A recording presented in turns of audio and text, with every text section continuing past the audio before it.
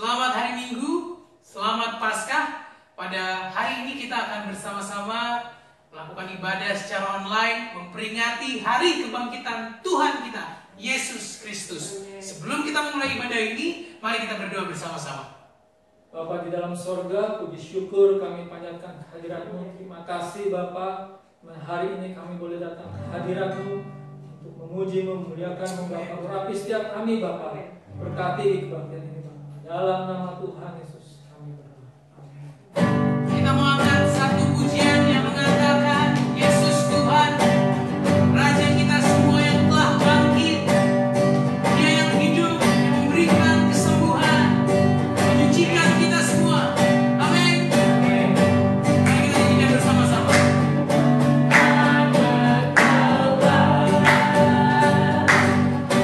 Yesus nama penyembuhan.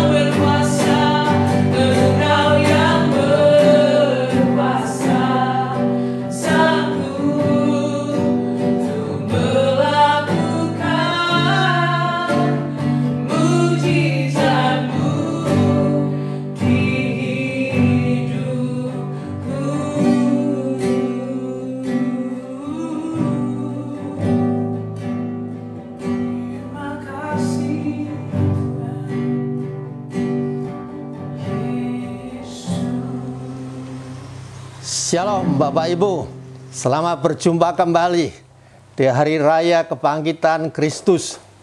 Hari ini merupakan hari yang seharusnya membuat kita berbahagia, karena hari ini adalah hari kemenangan. Walaupun saat ini kita semua ada di rumah, tetapi itu tidak akan menghambat untuk sukacita dan roh kemenangan yang ada dalam hati kita semua. Karena lewat semuanya itu kita sangat yakin kita akan menang. Karena Kristus telah menang. Puji Tuhan, jikalau hari ini kita masih bisa beribadah, kita masih bisa menyembah Tuhan, kami masih bisa memuliakan nama Tuhan, teristimewa, kami masih bisa mendengarkan firman Tuhan. Pembahasan firman Tuhan hari ini yaitu akan berbicara tentang kuasa kebangkitan Kristus. Tapi sebelum itu, mari kita berdoa supaya Tuhan tolong dan pimpin kita semuanya. Bapa dalam surga, kami datang kepadamu. Kami bersyukur karena Kristus telah bangkit. Itu sebagai pertanda bahwa Kristus telah menang atas maut. Jikalau maut saja dikalahkan, maka segala kekuatan-kekuatan yang lain pasti akan dikalahkan lewat kebangkitan Kristus. Dan terima kasih karena kami boleh mengalami kuasa itu, dan kuasa itu ada bersama-sama kami. Puji dan syukur buat kasih karunia-Mu Tuhan. Dalam nama Tuhan Yesus Kristus, Tuhan dan Juru Selamat kami yang hidup, kami ucapkan puji dan syukur kepadamu. Haleluya. Amin.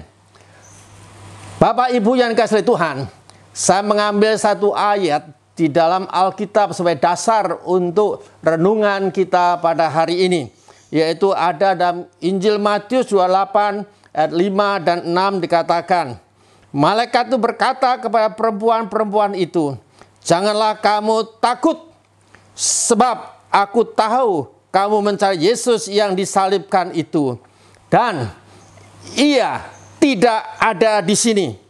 Mengapa? Sebab ia telah bangkit sama seperti yang telah dikatakan. Mari lihat tempat ia berbaring. Bapak Ibu yang dikasihi Tuhan, ayat ini disampaikan oleh malaikat. Pada waktu itu perempuan-perempuan ingin melawat kubur Yesus, memberikan rempah-rempah dan lain sebagainya. Tetapi tiba di tempat itu, melihat kubur telah terbuka, dan malaikat menjumpai mereka dan menyatakan bahwa Yesus telah bangkit. Dia tidak ada di dalam kubur itu lagi. Inilah satu bukti kemenangan yang Tuhan nyatakan. Kalau Tuhan kita menang, secara otomatis kita sebagai umatnya, kita pun akan menang. Dan itu harus menjadi harapan dan iman kita. Bapak Ibu yang dikasihi Tuhan, kebangkitan Kristus merupakan berita yang mendunia. Mengapa saya katakan berita yang mendunia? Karena pada saat ini, baik diakui atau tidak, berita tentang kebangkitan Kristus merupakan berita yang sudah tersebar di seluruh pelosok dunia. Dan saat ini bangsa-bangsa di dunia sedang merayakannya, kemenangan Kristus. Oleh karena itulah kita sungguh bersyukur karena kita memiliki Tuhan yang bangkit. Tetapi bagi para ahli Taurat itu sesuatu yang sangat menakutkan pada waktu itu. Dalam Kisah Para Rasul pasal 5 ayat 28 sampai 33, firman Allah hidup mengatakan sebagai berikut. Saya akan membacakan untuk Bapak Ibu. Bukankah kami sudah melarang kalian mengajar tentang Yesus? Tanya imam besar. Tetapi nyatanya kalian telah menyebarkan ajaran kalian di seluruh Yerusalem, dan kalian hendak menanggungkan kematian orang itu atas kami. Tetapi Petrus dan para rasul yang lain menjawab, kita harus taat kepada Allah dan bukan kepada manusia. Allah nenek moyang kita membangkitkan Yesus yang telah saudara bunuh dengan menyalibkannya. Kemudian dengan kuasanya yang besar, Allah meninggikan dia menjadi raja dan juru selamat. Haleluya. Supaya bangsa Israel mendapat kesempatan untuk bertobat dan dosa mereka diampunkan. Kami ada saksi dari semua ini. Demikian juga Roh Kudus yang dikaruniakan Allah kepada semua orang yang mentaatinya. Mendengar kata-kata itu, para anggota Mahkamah Agama naik darah dan memutuskan untuk membunuh para rasul. Mengapa? Para anggota Mahkamah Agama naik darah karena mereka betul-betul merasa takut dengan apa yang telah mereka putuskan, yaitu dengan membunuh Kristus. Dan kita sudah memperingati hari Jumat yang lalu. Tetapi kenyataannya pada hari Minggu dia bangkit. Dan itu merupakan sesuatu pukulan yang telak bagi mereka. Oleh karena itu mereka takut dipersalahkan, takut berita kebangkitan Kristus semakin menyebar, dan itu sangat memojokkan mereka. Itu salah satu alasan yang itu membuat mereka marah. Mereka takut karena kebangkitan Kristus mengandung kuasa yang dahsyat. Kebangkitan Kristus mengandung kuasa yang dahsyat. Bapak Ibu yang dikasihi Tuhan, di dalam Kisah Para Rasul pasal 5 ayat yang ke-31 bagian A, dengan kuasanya yang besar, Allah meninggikan dia menjadi raja dan juru selamat. Saya akan ulangi, dengan kuasanya yang besar, Allah meninggikan dia menjadi raja dan juru selamat.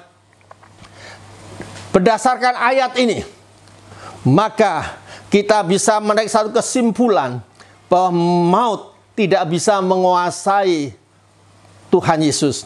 Bahkan Tuhan akan ditetapkan sebagai raja teristimewa. Dia akan menjadi juru selamat bagi umat manusia di tengah-tengah dunia.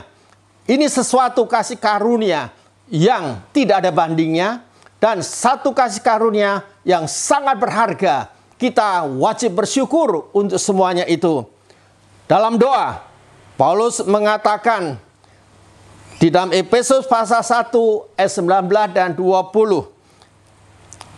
Dan betapa hebat kuasanya bagi kita yang percaya, sesuai dengan kekuatan kuasanya yang dikerjakannya di dalam Kristus dengan membangkitkan dia dari antara orang mati dan mendudukkan dia di sebelah kanannya di surga. Paulus mengakui bahwa Kristus lewat kebangkitannya itu menunjukkan dia memiliki kehebatan kuasa. Dan kehebatan kuasa itulah yang diberikan kepada kita, sehingga mendampingi kita, mengawal kita, menjaga kita, melindungi kita, mengayomi kita. Hari ini saya akan mengajak Bapak Ibu untuk melihat 3 jenis kuasa yang tersedia bagi kita lewat kebangkitannya. Yang pertama yaitu kuasa untuk menjadi anak-anak Allah. Yang kedua, kuasa untuk hidup benar.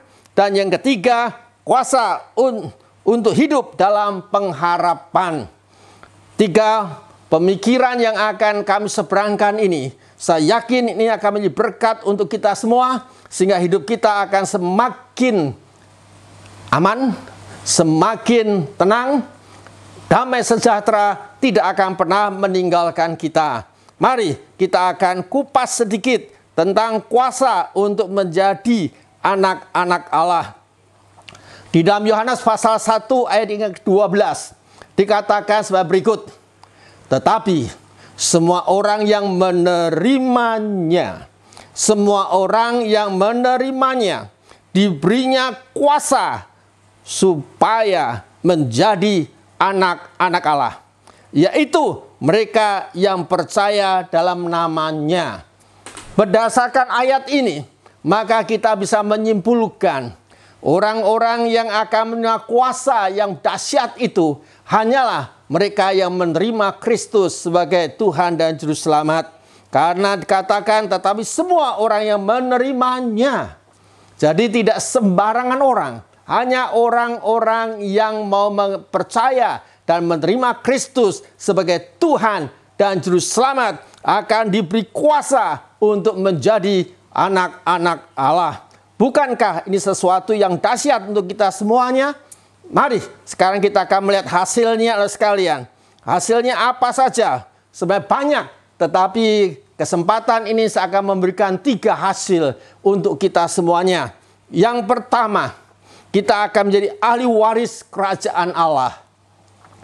Kalau kita menjadi ahli waris seorang yang berpangkat di dunia ini, sekalian, kita pasti merasa senang dan bangga. Tetapi kita menjadi ahli waris Allah yang menguasai alam semesta. Ini harus membuat kita lebih bangga lagi. Di dalam Roma pasal 8 ayat 17 mengatakan sebagai berikut. Dan jika kita adalah anak, maka kita juga adalah ahli waris. Maksudnya orang-orang yang berhak menerima janji-janji Allah, yang akan menerimanya bersama-sama dengan Kristus, yaitu jika kita menderita bersama-sama dengan Dia, supaya kita juga dipermuliakan bersama-sama dengan Dia. Lihat, ayat ini begitu menarik. Dikatakan kita akan menerima janji-janji Allah. Dan kalau kita kembali kepada Alkitab, membaca dari Kejadian sampai Wahyu, kita menemukan ribuan janji yang Tuhan janjikan kepada kita. Dan itu akan diwariskan semuanya kepada kita. Bukankah ini sesuatu hal yang luar biasa, Bapak Ibu? Tetapi ingat, kita harus ikut menderita bersama-sama dengan Dia. Maksudnya, kita harus rela dicela, kita harus rela disisihkan, kita harus rela dikritik karena kita berusaha untuk hidup benar. Dan kita tidak mengikuti arus dunia, tetapi imbalannya semua janji Allah akan menjadi bagian hidup kita. Puji Tuhan, ini akan hanya kita peroleh pada waktu kita menerima Dia sebagai Tuhan dan Juru Selamat. Yang kedua, diberi pengajaran dan pelatihan. Pengajaran dan pelatihan ini merupakan sesuatu yang cukup berharga sekalian. Karena apa? Karena kita sebagai orang yang penuh kekurangan, penuh kelemahan, maka kita perlu mendapatkan masukan-masukan. Kita perlu dapat ilmu. Kita perlu mendapat pelatihan. Sehingga kami tidak hanya mengetahui seperti para ahli Taurat, tetapi kami juga bisa mempraktekkan apa yang Tuhan ajarkan. Dan itu akan membuahkan hasil yang sungguh dahsyat untuk kita semuanya. Di dalam Amsal pasal 3 ayat 11 dan 12 dikatakan, hai anakku, janganlah engkau menolak didikan Tuhan, dan janganlah engkau bosan akan peringatannya. Karena Tuhan memberi ajaran kepada yang dikasihinya, seperti seorang ayah kepada anak yang disayanginya. Ayat 12 ini, wah, sesuatu hal yang dahsyat sekalian, dan yang kita juga sudah lakukan untuk putra-putri kita, bukan? Karena kita ingin putra-putri kita berhasil, berprestasi, sukses, maka kita tidak bosan-bosannya menyekolahkan mereka, memberi nasihat kepada mereka, melatih mereka dengan maksud dan tujuan agar mereka betul-betul bisa menjadi orang yang berhasil di tengah-tengah dunia ini. Dan demikian pula kalau Tuhan mendidik kita, memberi pengajaran-pengajaran, dan Tuhan melatih kita lewat kejadian-kejadian yang terjadi sekeliling kita, bahkan kita masuk di dalamnya, itu semuanya hanya satu tujuan, yaitu agar kita berhasil dan kita menjadi orang yang terampil, sehingga dengan demikian nama Allah akan dipermuliakan dan kebahagiaan menjadi bagian kita. Yang ketiga, kita akan dibimbing oleh Roh Kudus. Tuhan tidak hanya mengajar kita, tetapi Dia memberikan pendamping yang setia, yang setiap saat ada bersama-sama kita. dan dialah yang akan menolong kita. Sehingga tidak ada sesuatu yang sulit jika Roh Kudus bersama-sama selalu dengan kita semuanya. Roma pasal 8 ayat 14-15. Firman Allah yang hidup mengatakan sebagai berikut. Semua orang yang dipimpin oleh Roh Allah adalah anak-anak Allah. Maka kita tidak usah menjadi seperti hamba yang membungkuk-bungkuk ketakutan. Tetapi kita harus berlaku seperti anak Allah sendiri yang diangkat menjadi anggota keluarganya dan memanggil dia Bapa. Itulah sebabnya Bapak Ibu yang kasih Tuhan, sadarkah kita semuanya kenapa pada waktu kita berdoa kita mengatakan Bapa? Karena memang kita adalah keluarga Allah. Kita adalah anak-anak Allah.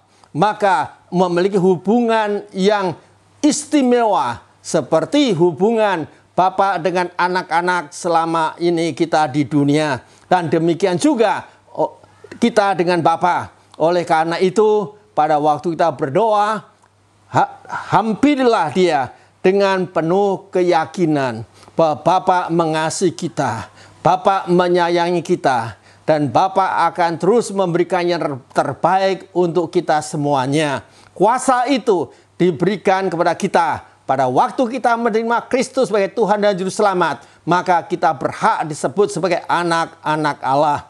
Yang kedua, kuasa untuk hidup benar.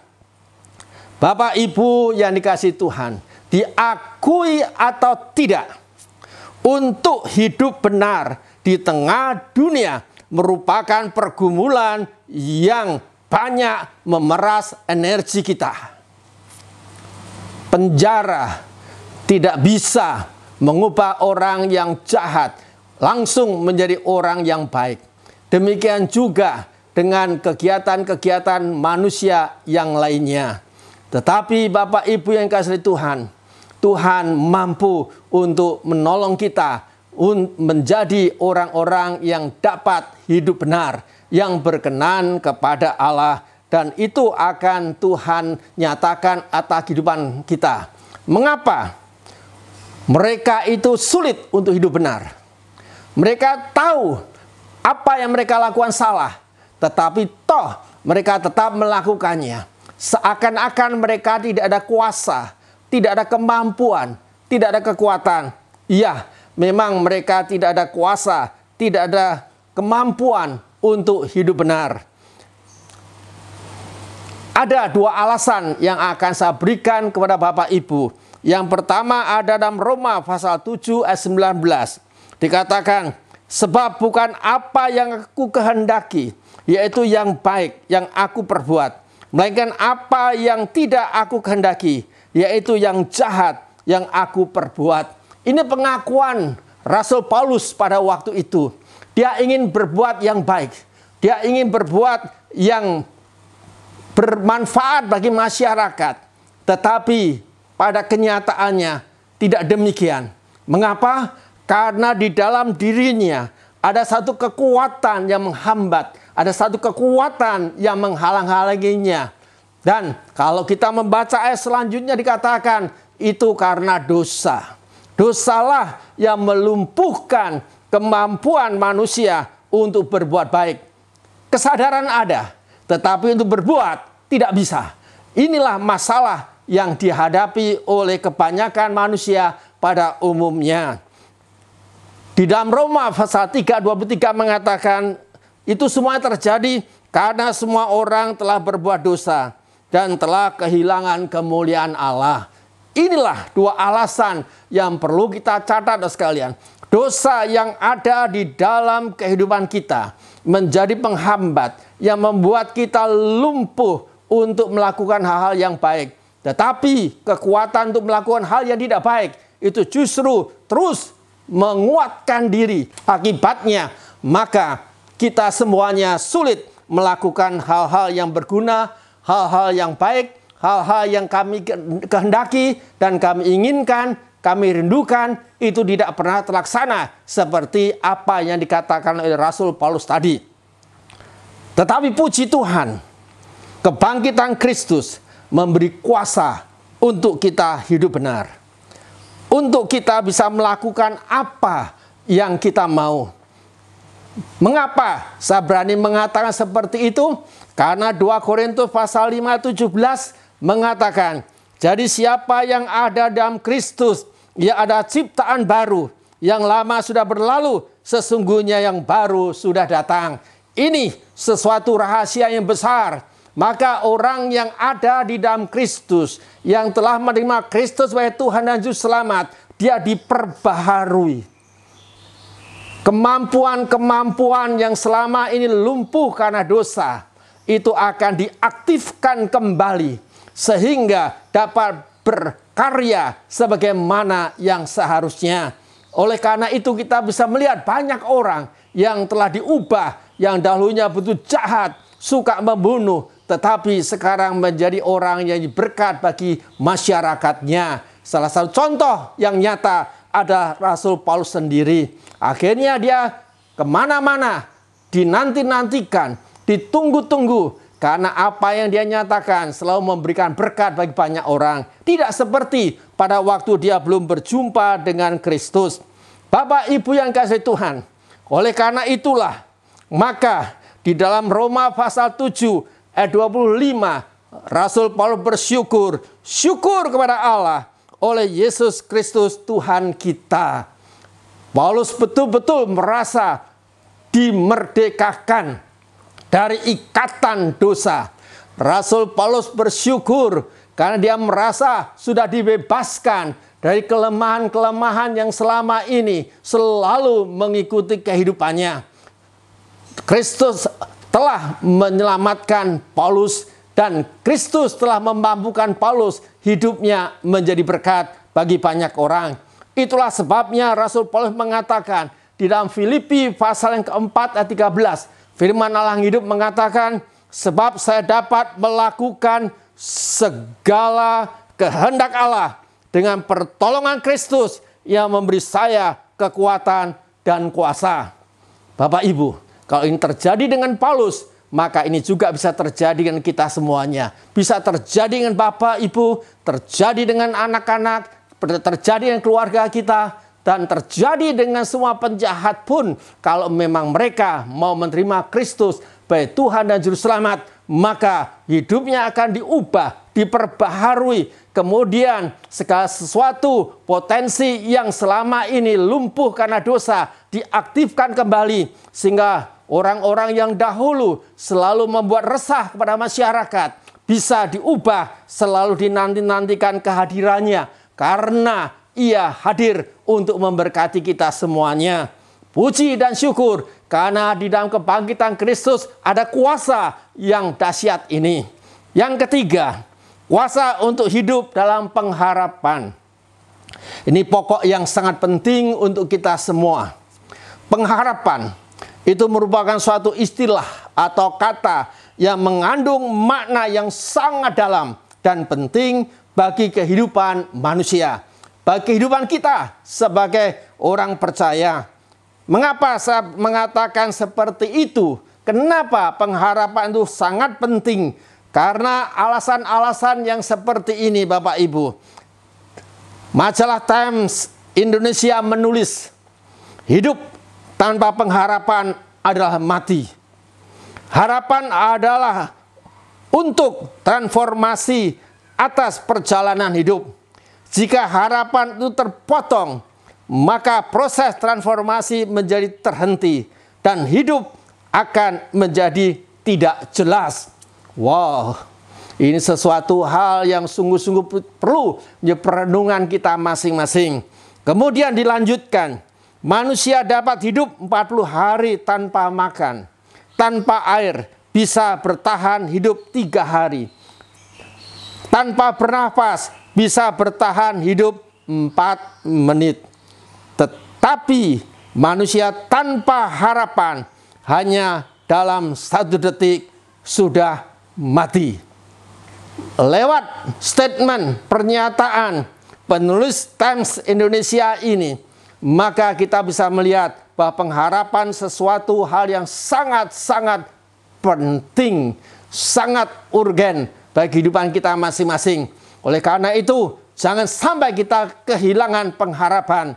Sebab jikalau kita kehilangan pengharapan, maka baygon itu bisa menjadi baygon yang rasa strawberry, sehingga kita tidak lama pun akan lenyap dari muka bumi ini.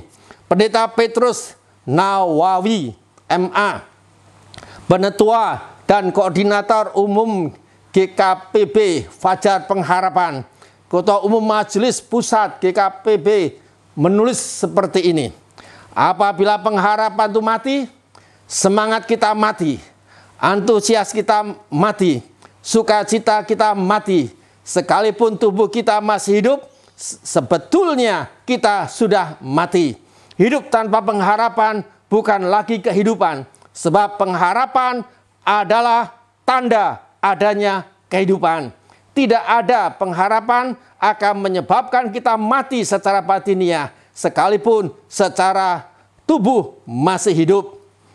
Itu kata-kata orang-orang yang memang sudah memahami pentingnya pengharapan. Kita lihat apa yang dikatakan firman Tuhan. Firman Tuhan mengatakan Ibrani pasal 6 ayat 19. Pengharapan itu ada sauh yang kuat dan aman bagi jiwa kita, yang telah dilabuhkan sampai ke belakang tabir. Tuhan pun menyetujuinya bahwa pengharapan itu merupakan sauh yang kuat dan aman bagi jiwa kita.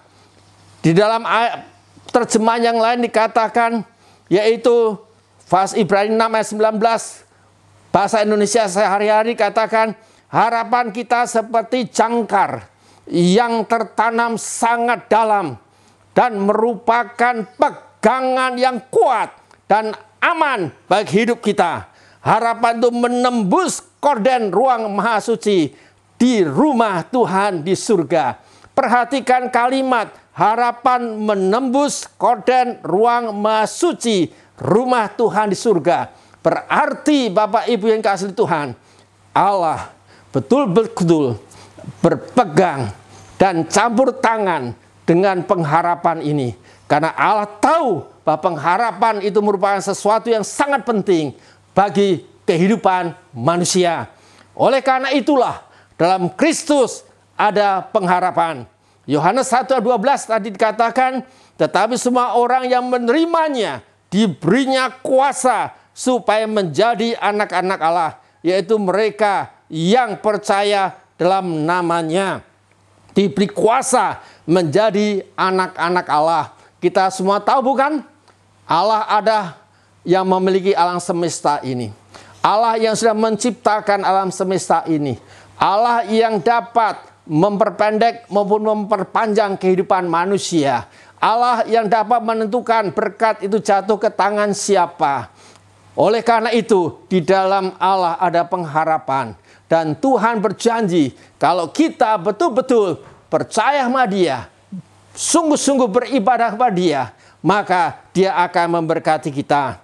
Di dalam Roma pasal 8 ayat 11 dikatakan, dan jika roh Dia yang telah membangkitkan Kristus Yesus dari antara orang mati diam di dalam kamu, dengar ini, maka Ia yang telah membangkitkan Kristus Yesus dari antara orang mati akan menghidupkan juga tubuhmu yang fana itu oleh rohnya yang diam di dalam kamu. Ini merupakan pengharapan yang terakhir, di mana ada jaminan untuk kita hidup selama-lamanya.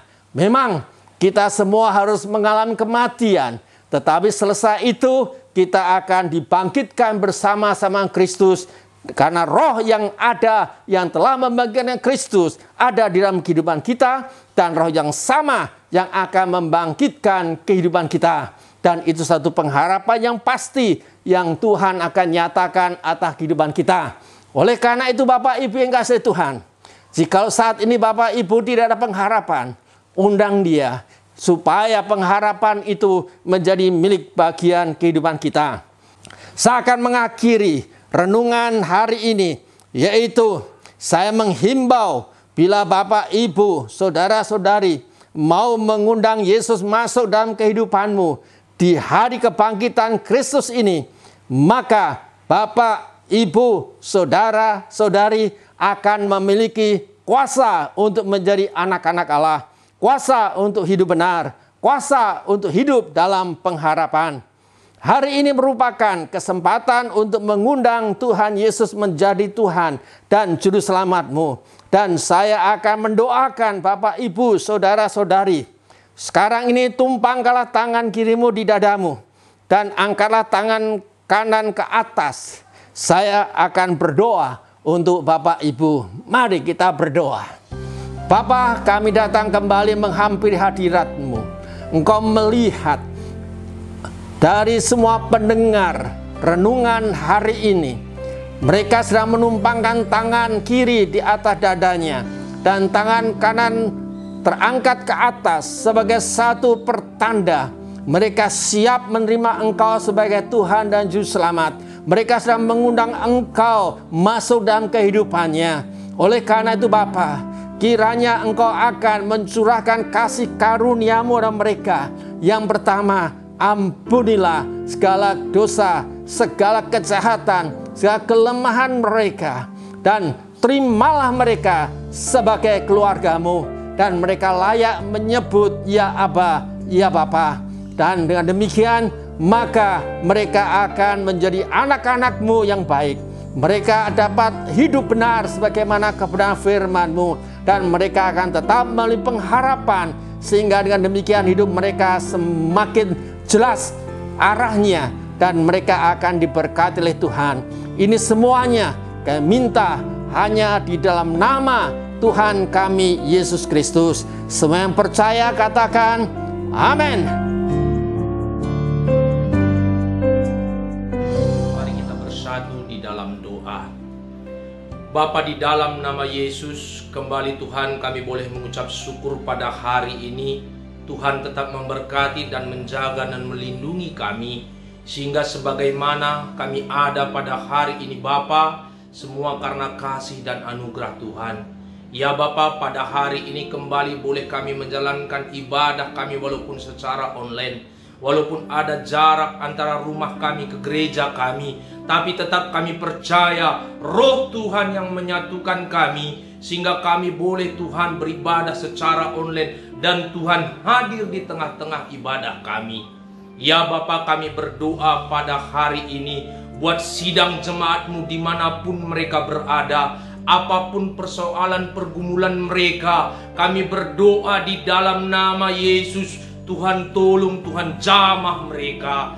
Ya Bapa, yang sakit Engkau sembuhkan, yang merindukan keturunan Engkau beri, yang merindukan pasangan hidup Engkau bukakan pintu jodoh bagi mereka, yang merindukan pekerjaan Tuhan pasti jawab. Baik juga Tuhan yang sedang bekerja di rumah, kami percaya Tuhan tetap mengurapi. Yang berusaha di rumah, Tuhan tetap campur tangan, sehingga usaha mereka Tuhan boleh berkati.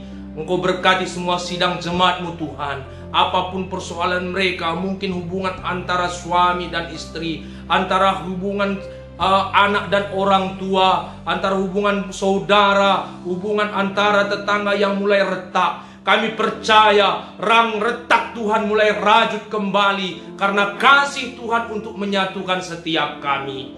Ya Bapa, kami berdoa biar Engkau tetap mengurapi dan menjaga kami di dalam persoalan-persoalan yang kami alami pada saat ini, di mana bangsa kami Tuhan mengalami persoalan virus corona. Engkau berkati Tuhan, urapi supaya kami dapat melalui ini semua Bapa. Engkau tetap melihat kami. Banyak Tuhan persoalan-persoalan yang kami lalui. Mungkin pada saat ini ada kekhawatiran, ada ketakutan di antara kami. Oh Bapa, Engkau urapi setiap kami, supaya Engkau tetap menurunkan kuasa-Mu di atas kami, supaya kami menjadi pribadi yang kuat, pribadi yang setia dan berdoa kepada Tuhan. Karena kami percaya Engkau yang mempunyai otoritas di atas bangsa dan dunia ini, dan Engkau yang mempunyai segalanya Bapa. Sehingga kepadamu-lah kami berseru, kepadamu Tuhan kami memohon, dan kami percaya di dalam nama Yesus virus corona akan terhenti. Kami percaya di dalam nama Yesus virus corona ini akan berkesudahan, karena Engkau tetap memberikan kepada kami semangat doa yang tetap setia kepada Tuhan. Bapa, kami berdoa Tuhan, buat setiap tim medis yang ada, yang pada saat ini tetap berjuang sebagai garda terdepan untuk melawan virus corona ini Bapa. Engkau berkati setiap dokter-dokter yang ada, perawat-perawat yang ada, tim medis yang ada, baik office boy sekalipun Tuhan. Engkau tetap lindungi mereka, tutup bungkus di dalam nama Yesus Kristus. Ya Bapa, Engkau berkati semua Bapa, supaya ini dapat berjalan dengan baik.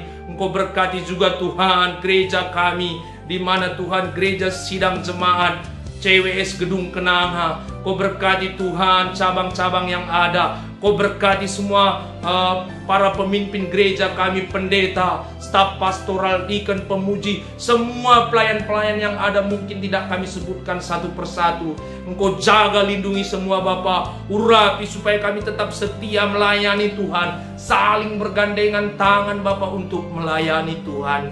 Ya Bapa, kami serahkan semua ini ke dalam tangan-Mu. Kami serahkan juga Tuhan presiden kami, wakil presiden kami, menterinya, jajarannya, gubernur, bupati, wali kota, mulai camat sampai tingkat RT sekalipun Bapa. Engkau urapi sertai mereka semua Tuhan, sehingga Bapa boleh mereka juga Tuhan tetap kuat. Mereka tetap mempunyai pemikiran-pemikiran yang Tuhan berikan bagi mereka untuk menangani virus corona ini. Berkati Tuhan ekonomi bangsa kami. Kau jamah urapi Tuhan. Kau tolong bangsa kami Bapa. Kami berdoa Tuhan secara khusus juga buat anak-anak kami yang tetap sekolah walaupun secara online. Urapi sertai mereka Tuhan. Engkau berkati mereka sehingga mereka juga Bapa dapat melaksanakan sekolah mereka, studi mereka dengan baik. Kami percaya walaupun mereka sekolah dari rumah, tapi tetap Bapa Engkau memberkati mereka sehingga mereka berprestasi, dapat nilai yang bagus. Bapa, kami percaya saat mereka nanti Tuhan kenaikan kelas atau sekolah baru, Tuhan tetap menyertai. Terima kasih Bapa, kami serahkan semua doa kami ke dalam tangan-Mu. Inilah doa kami yang tidak sempurna, tidak serta ini, tapi kami percaya Tuhan kami pasti yang menyempurnakan. Kami angkat doa kami hanya di dalam nama Yesus. Kami berdoa dan mengucap syukur. Kita yang sudah menerima berkat bersama-sama katakan amin, amin, amin. Dia mati bagiku, Dia bangkit bagiku, ya Tuhan Allah penyelamatku. Kuasa maut dipatahkan, hidupku dipulihkan, ya Tuhan Allah kemenanganku. Dia sungguh baik, Dia sangat baik, Yesus Dia baik. Dan sekarang untuk mengakhiri pertemuan kita ini, saya akan memberikan doa berkat kepada Bapak, Ibu, Saudara-saudari semuanya. Silakan mengangkat tangan dan terimalah berkat daripada Bapak. Bapak, Ibu yang kasih Tuhan, Allah kita adalah Allah yang setia. Allah kita adalah Allah yang penuh kasih. Dan Dia selalu tersedia untuk mengulurkan tangan menolong kita semuanya. Oleh karena itu berkat Tuhan tercurah atas kalian semua. Perlindungan Tuhan akan bersama-sama kalian. Kalian akan ditempatkan di bawah kepak sayap-Nya untuk melindungi dari segala mara bahaya. Dan Dia adalah gunung batu dan kota benteng perlindungan kita. Oleh karena itu percaya dan yakinlah kepada Dia. Karena kasih Allah akan terus menyertai kita semuanya. Damai sejahtera di dalam Kristus Yesus akan mengontrol hati dan pikiran kita. Teristimewa Roh Kudus akan terus mendampingi kita, menghibur kita, menguatkan kita, memberi hikmat dan akal budi supaya kita bisa mengambil sikap yang benar di tengah-tengah situasi dunia yang tidak menentu ini. Ini akan terjadi hari ini, esok, sampai Tuhan Yesus datang kembali. Semua yang percaya katakan amin. So good to